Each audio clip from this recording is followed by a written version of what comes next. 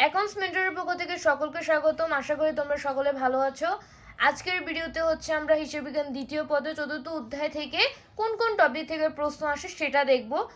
আর তার সাথে হচ্ছে আমি তোমাদের এই অধ্যায় থেকে 5টা সৃজনশীল আমি দিয়েছি, সেই 5টা সৃজনশীল তোমরা দেখে নিতে পারো পিডিএফ আকারে। আমি কমেন্টে অথবা ডেসক্রিপশন থেকে সে তোমরা পিডিএফটা পেয়ে যাবে। এই পিডিএফ আমি 5টা সৃজনশীল, এই অধ্যায় থেকে 5টা সৃজনশীল মাত্র দিয়েছি।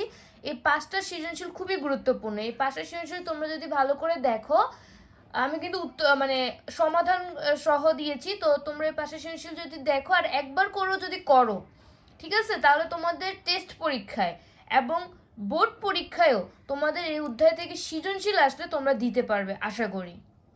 এই অধ্যায় থেকে কিন্তু তোমাদের 1 থেকে 2টা সৃজনশীল আসবে, একটা তো আসবে, কিন্তু 2টা সৃজনশীলও কিন্তু আসার সম্ভাবনা বেশি। তো হিসাব বিজ্ঞান প্রথম পত্রের এবং হিসাব বিজ্ঞান দ্বিতীয় পত্রের সাজেশন আমি অলরেডি দিয়েছি।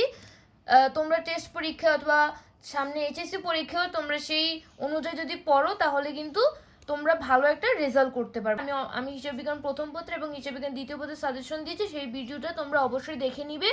তো এখন আমরা দেখি যে তোমাদের চতুর্থ অধ্যায় থেকে কোন কোন টপিক থেকে প্রশ্ন আসে। তো তোমাদের কর্ণের জন্য তোমাদের শেয়ার অধিহার অথবা অবহারের পরিমাণ নির্ণয়, এই টপিকটা অনেক ইম্পর্টেন্ট। তোমাদের প্রশ্নে কয় বলতে পারে কর্ণে যে শেয়ার প্রতি অধিহারের পরিমাণ বা মোট অধিহারের পরিমাণ নির্ণয় করো বা মোট অবহারের পরিমাণ নির্ণয় করো, এটা আসতে পারে। তারপর ইস্যুকৃত শেয়ার সংখ্যা, তারপর অতিরিক্ত আবেদনের পরিমাণ, মানে ইস্যুকৃত শেয়ার সংখ্যা এবং অতিরিক্ত কত আবেদন আসছে সেটার পরিমাণ নির্ণয় করো।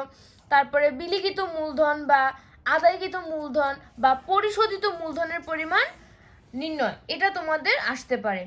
অথবা অলিক সম্পদের পরিমাণ নির্ণয়, এই টপিকটাও ইম্পর্টেন্ট, কিন্তু তোমাদের এই যে 3টা টপিক বললাম, এই 3টা টপিক বেশি ইম্পর্টেন্ট।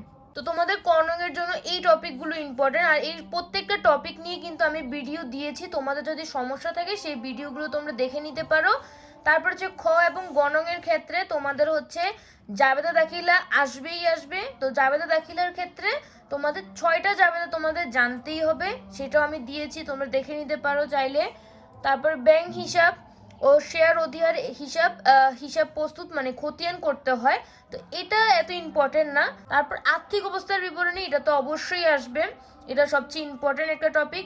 তো এই টপিকগুলো থেকে তোমাদের প্রশ্ন আসে। তো তোমরা এই টপিকগুলো যদি ভালো করে পড়ো, তাহলে তোমাদের 2 থেকে মানে একটা সৃজনশীল তো আসবে, 2টা সৃজনশীল যদি আসে তোমরা ইজিলি আনসার করতে পারবে।